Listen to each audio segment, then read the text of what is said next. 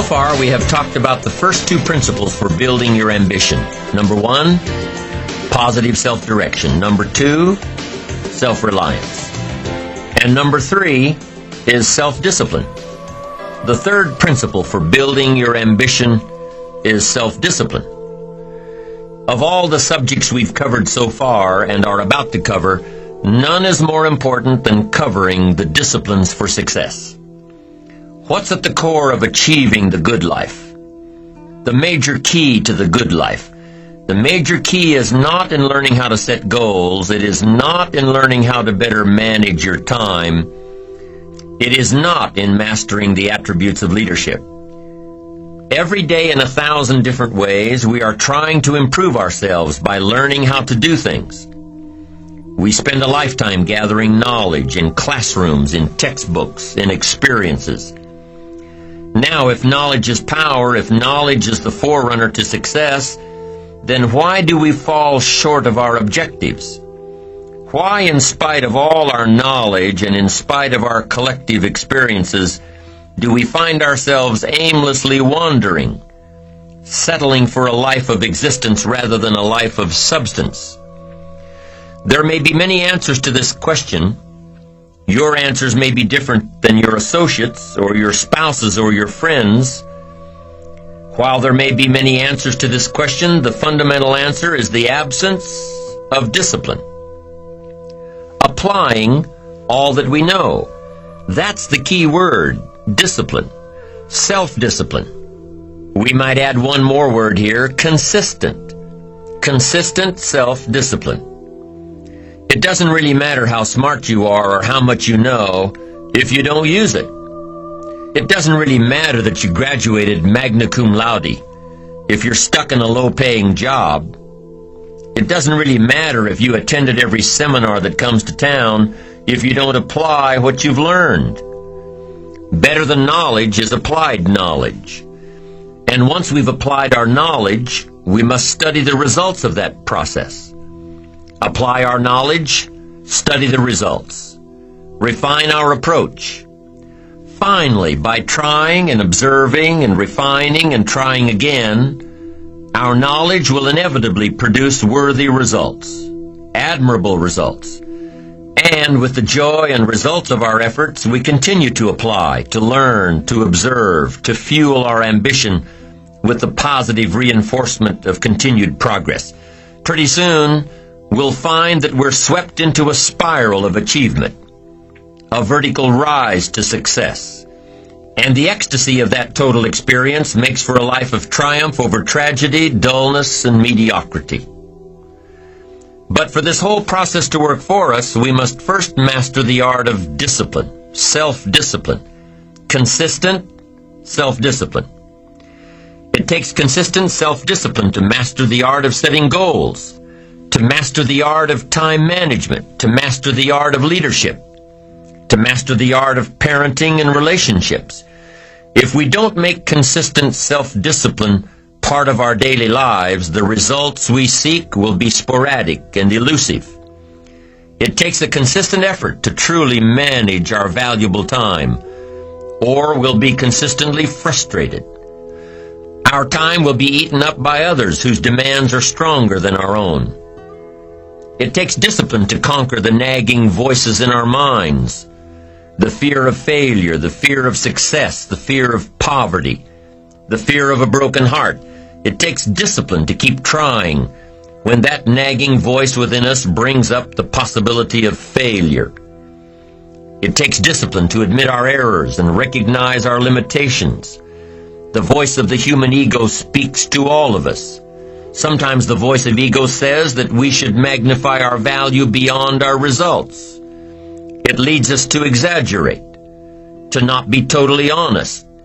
It takes discipline to be totally honest, both with ourselves and with others.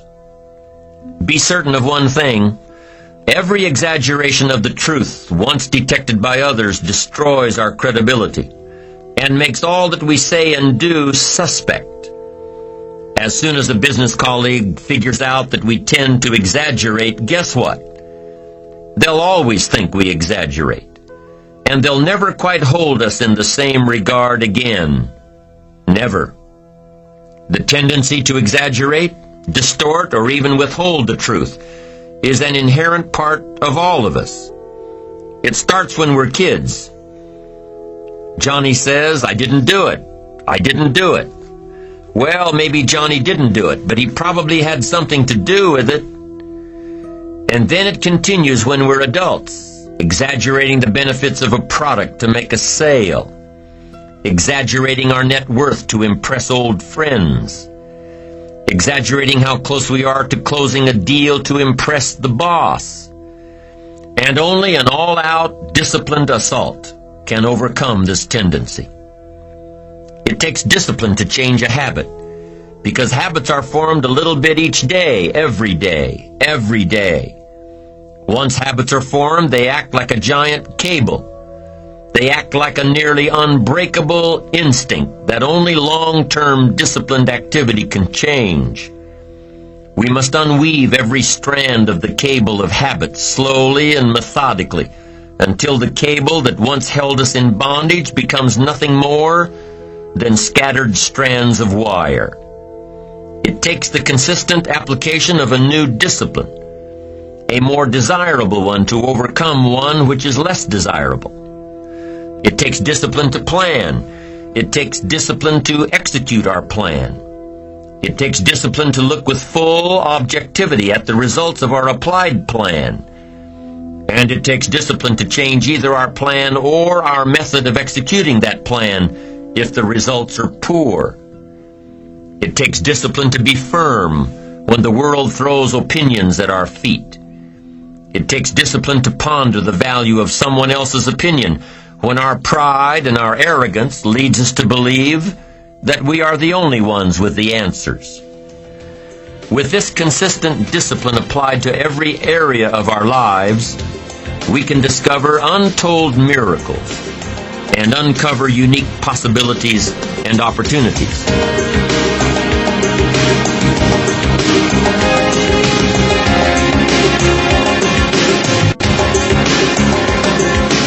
Now, if discipline is the key word, and if discipline is the key action, then what exactly is discipline?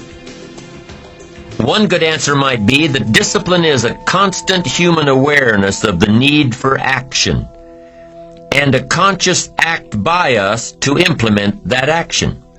Discipline is an awareness of the constant need for action and a conscious act to implement that action. If our awareness and our implementations occur at the same time, then we begin a valued sequence of disciplined activity. Now here's the other side of discipline. If there's considerable time that passes between the moment of awareness and the time of our implementation, then that is called procrastination. Procrastination, doing it tomorrow instead of today.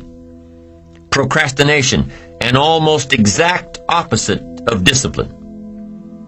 The voice within us says, get it done. Discipline then says, do it now. Do it to the best of your ability, today, tomorrow, and always, until finally the worthy deed becomes instinctive. Procrastination says later, tomorrow, whenever I get a chance. Procrastination also says do what is necessary to get by or to impress others. Do what you can, but not what you must. In every circumstance we face, we are constantly presented with these two choices.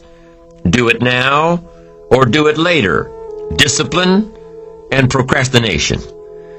A choice between a disciplined existence, bearing the fruit of achievement and contentment, or procrastination, the easy life for which the future will bear no fruit, only the bare branches of mediocrity.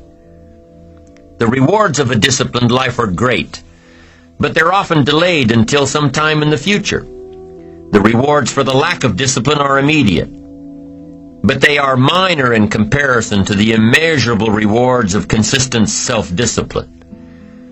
An immediate reward for lack of discipline is a fun day at the beach.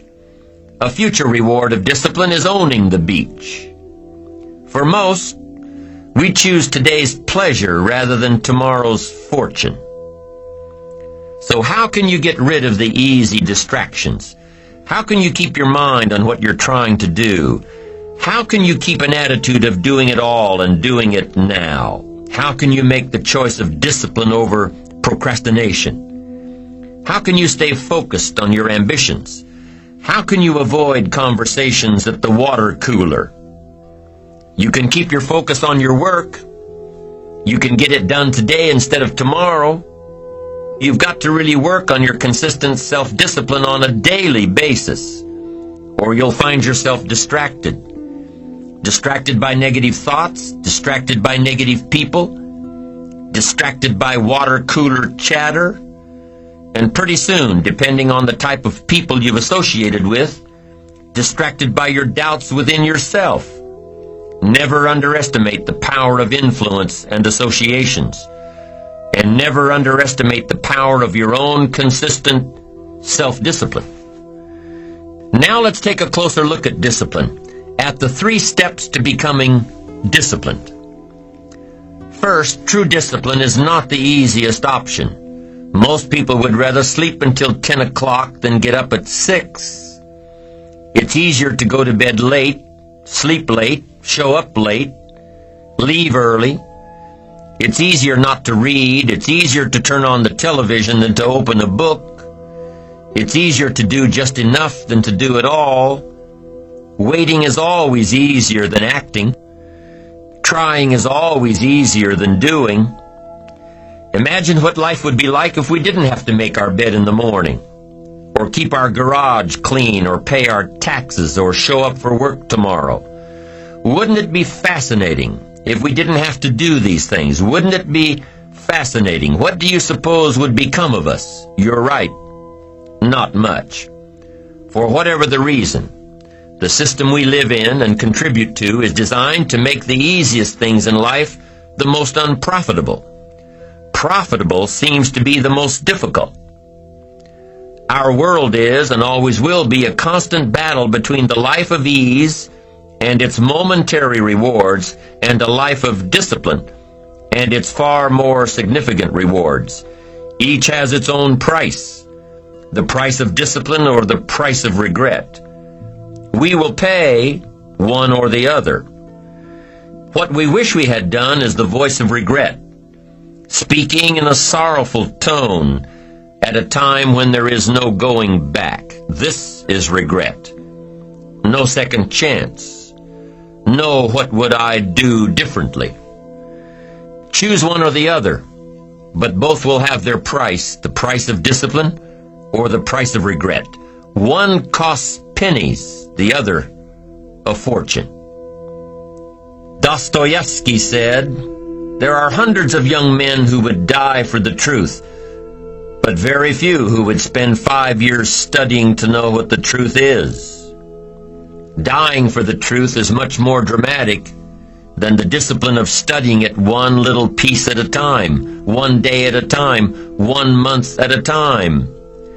But in the big picture, is dying for the truth really easier than adhering to the daily disciplines? The first lesson of discipline is that it isn't the easiest option. The second lesson of discipline is that it's a full-time activity. And we've said that the best form of discipline is consistent self-discipline. You see, the discipline that it takes to make your bed every day is the same discipline necessary for success in the world of business. The discipline to organize your garage is the same discipline to organize your business. All disciplines carry through to affect all parts of our lives. If we're disciplined in just one area and lazy in another, guess what? Pretty soon, the lazy side will creep in and destroy the disciplined side. The bad habits in one area of our life will eventually destroy our self-discipline in the areas we've been working on. Consistency cannot be inconsistent. Discipline is the mind being trained to control our lives. Discipline is a set of standards which we've selected as a personal code of conduct. Discipline is imposing on ourselves the requirements for honoring these standards. Once we've adopted these standards of behavior and conduct, we're committed to honor them. And if we don't, then there can be no disciplined activity. We find ourselves announcing our standards to our relatives, our friends, our associates. We shout our beliefs and condemn those who believe any differently, but then we don't walk the talk. We end up acting in a way far different from the beliefs we've shouted. We tell our kids that the TV is rotting their minds, yet we spend our evenings in front of it.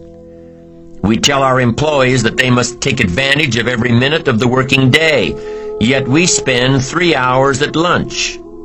Do as I say, not as I do. This is inconsistent. This leads to a loss of credibility among those who watch us. And more importantly, this leads to a loss of credibility within ourselves.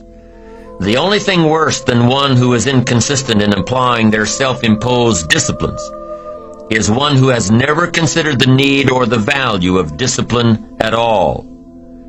These people seem to wander aimlessly, changing procedures, changing standards, changing loyalties, and shifting frequently from one commitment to another, leaving behind a trail of broken friendships, unfinished projects, and unfulfilled promises, all because of a discipline that was either non-existent or imposed so infrequently that it was ineffective. Here's the third step to becoming consistently self-disciplined.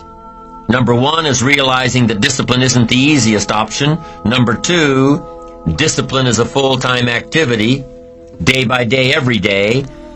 And the third step to becoming self-disciplined is really a philosophy that holds one of life's unique promises.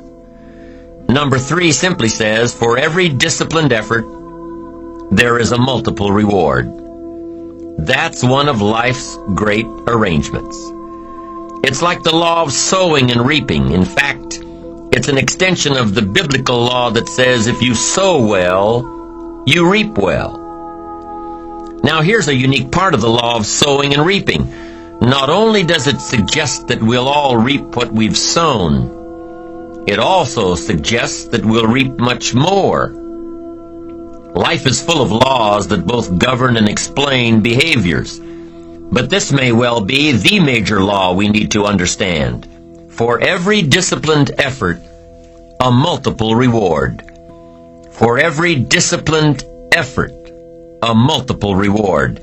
What a concept. If you render unique service, your reward will be multiplied. If you're fair and honest and patient with others, your reward will be multiplied. If you give more than you expect to receive, your reward is more than you expect. But remember, the key word here, as you might well imagine, is discipline. Everything of value requires care and attention. Everything of value requires discipline. Children require discipline. They must have a structure built for them. They must have boundaries to work within so they feel secure and comfortable to explore and grow. They must learn to recognize what's right and what's wrong, what's acceptable behavior, what's not acceptable. Children require unwavering discipline, consistent discipline, or they'll be confused as to how they're supposed to behave. Likewise, our thoughts require discipline. We must set up our inner boundaries, our codes of conduct, or our thoughts will be confused. And with confused thoughts, we'll end up being confused, hopelessly lost in the maze of life. And confused thoughts produce confused results. Look around you at this very moment in time. What might you be doing that needs attention? Perhaps you're listening to this program as you drive along in traffic, blowing your horn at someone ahead of you who isn't driving at the speed you'd like to. Perhaps you're listening alone because you've had a disagreement with someone you love or someone who loves you, and your anger won't allow you to speak to that person. Wouldn't this be an ideal time to examine your need for a new discipline? Perhaps you're on the brink of giving up or starting over or starting out, and the only missing ingredient to your incredible success story in the future is a new and self-imposed discipline that will make you stay longer and try harder, and work more intensely than you ever thought you possibly could. The most valuable form of discipline is the one that you impose on yourself. Don't wait for things to deteriorate so drastically that someone else must impose discipline into your life. Wouldn't that be tragic? How could you possibly explain the fact that someone else thought more of you than you thought of yourself? That they forced you to get up early and get out into the marketplace when you would have been content to let success go to someone else who cared more about themselves. Your life, my life, the life of each one of us is going to serve as either a warning or an example. A warning of the consequences of neglect, self-pity, lack of direction and ambition, or an example of talent put to use, of discipline, self-imposed, and of objectives clearly perceived and intensely pursued.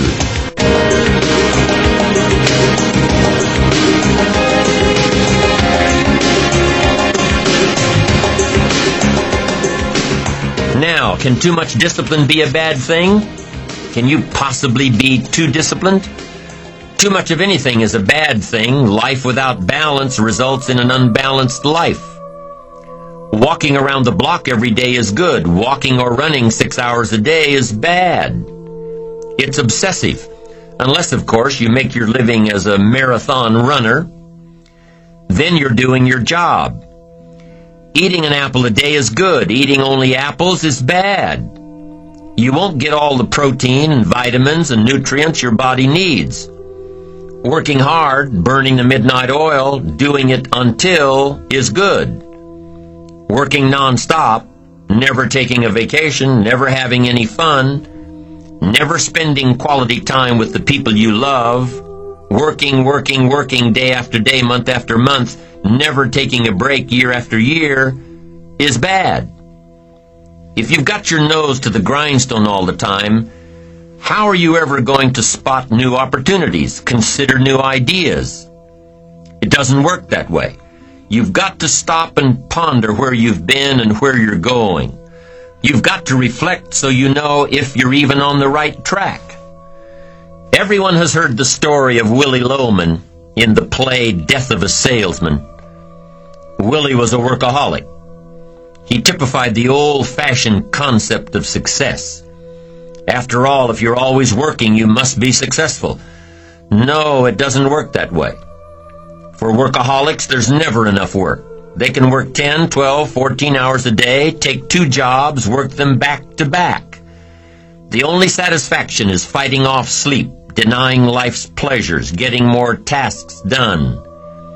Some people are impressed with this type of behavior.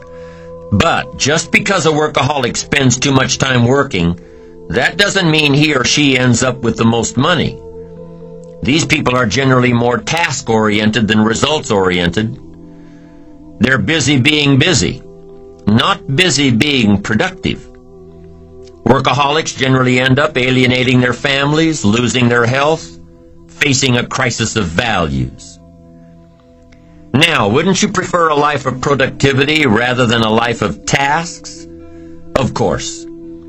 When you schedule your time and take advantage of your time, you can work smarter instead of working longer, and you'll probably end up getting more done than the workaholic, and still have time for other things in life. Enlightened self-interest says, I will look for new ways to work smarter by focusing on doing more per hour instead of doing more hours. It says I will run my day so my day doesn't run me. Enlightened self-interest also says that a life worth living comes from a life of balance and moderation. Too much of anything, even good things, will sooner or later throw you off track. Now, here's the key technique that you can use in your life to help keep you on the right track. This technique is called visual chain thinking.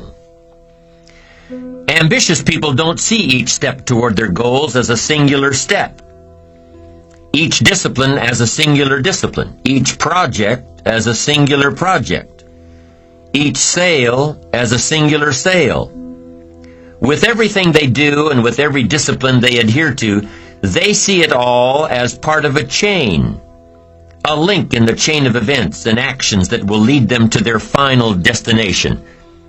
Every action and every discipline today is a link in the chain. Every action and every discipline tomorrow is a link.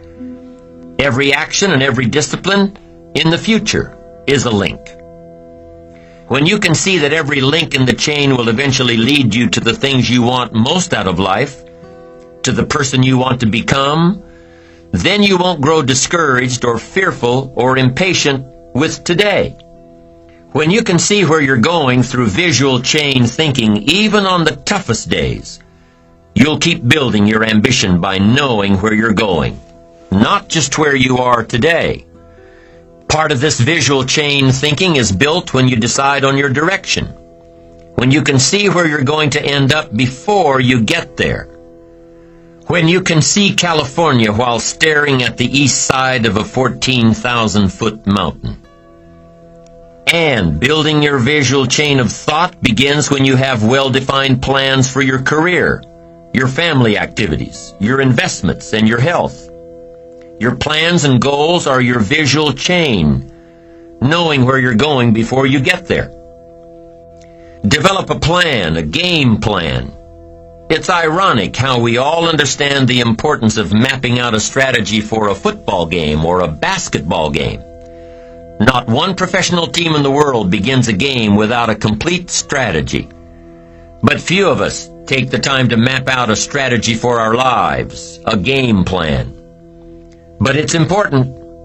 Here's the first rule for your game plan of life. Don't start your day until you have it finished.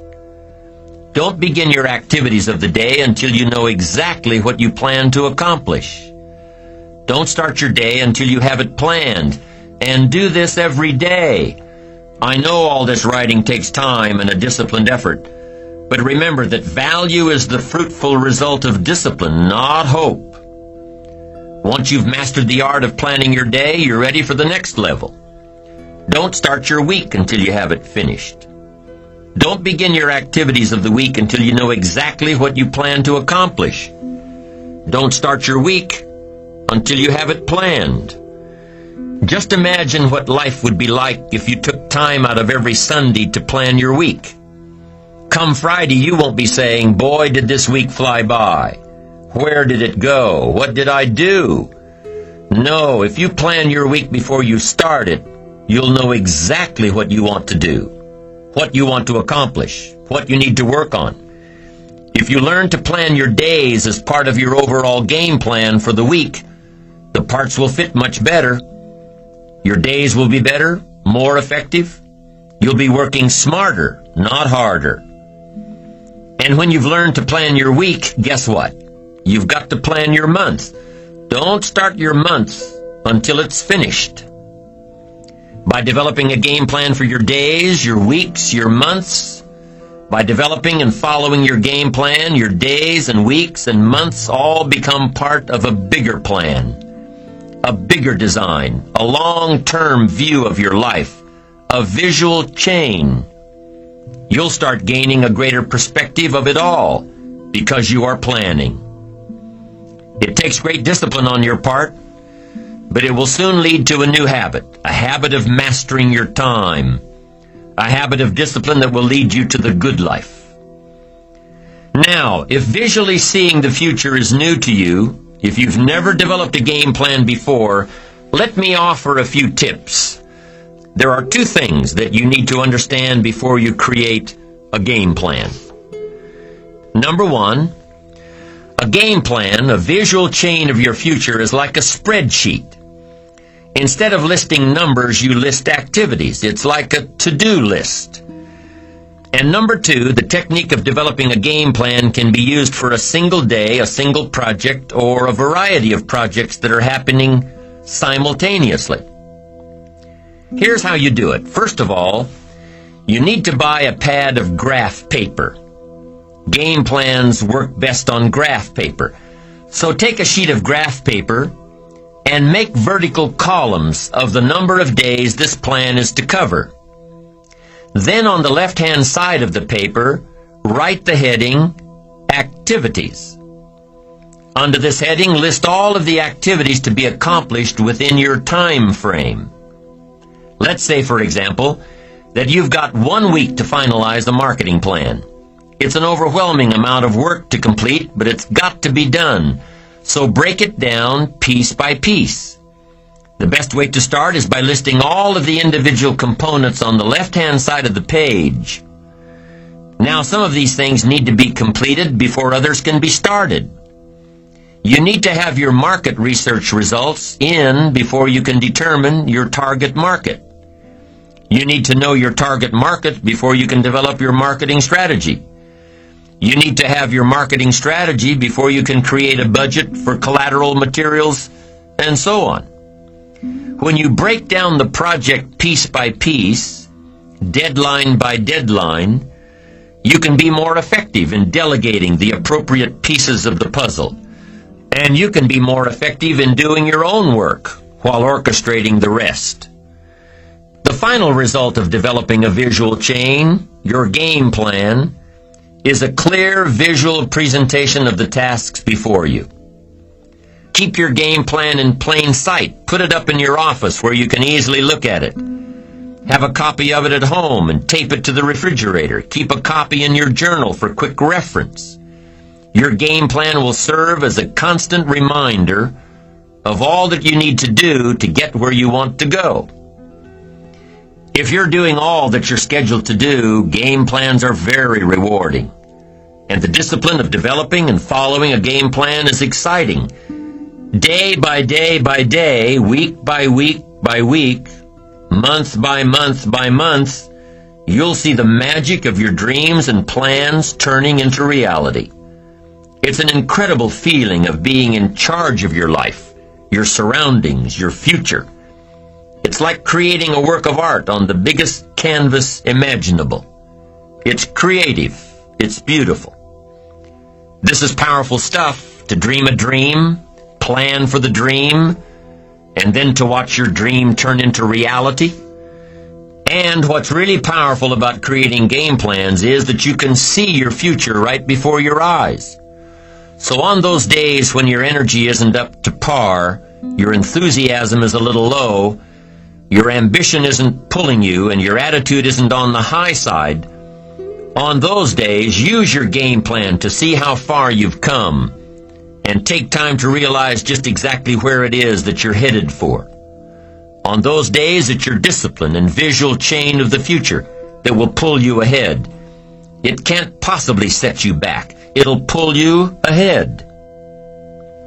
Develop a game plan for your life and make sure that it includes more than work projects.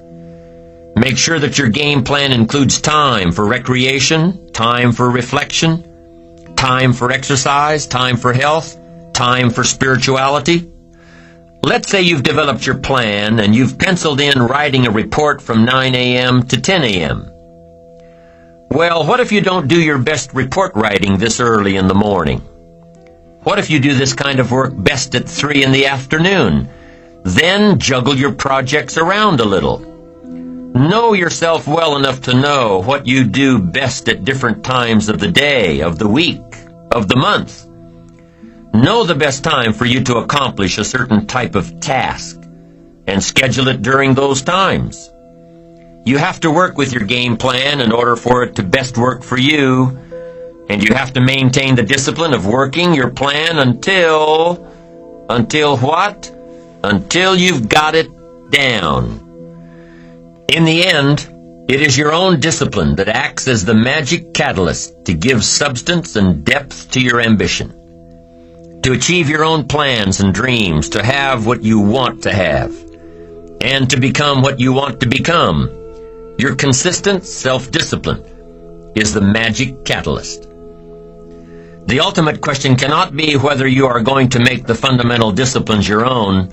The ultimate question is when. With the intense and consistent application of worthy disciplines, we have the individual and collective capacity to change ourselves, our incomes, our attitudes, our lifestyles, and our effect on other people. We can change opinions, we can change leadership, We can even change the direction of our nation. We have the chance, we have the capacity, we have the answers, and we have the ability. The elements are all there, including the freedom to try. Only the discipline is missing. And that element, and the decision to use it, lies within all of us. The choice is ours.